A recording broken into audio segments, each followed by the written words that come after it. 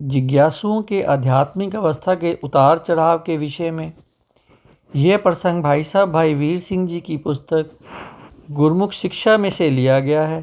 आइए प्यार से श्रवण करें।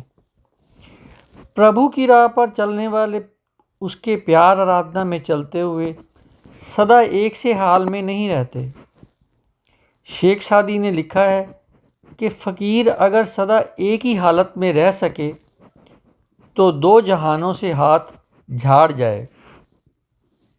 साइकोलॉजिकली कई कारण होते हैं जो एक रस लहर रस भरी नहीं रहने देते।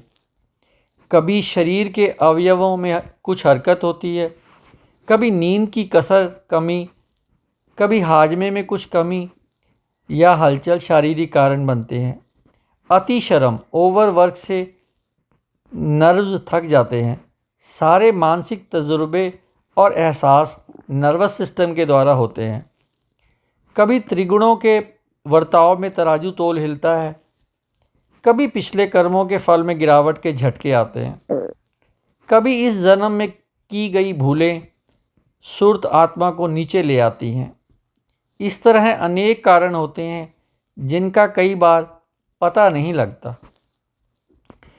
दारू दवा ये है कि लगे रहो, लगना ना छोड़ दें।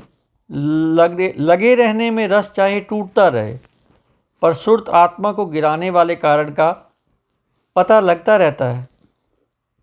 उसके ख़त्म होते ही सुर्त फिर से चमकती हुई फिर से ऊंची हो अनुभव में आ जाती है। गृहस्थ में बैठे और रोटी खमाकर खाने वाले अभ्यासी को इस तरह ही सुर्त को दृढ़ करने के समान बनते हैं।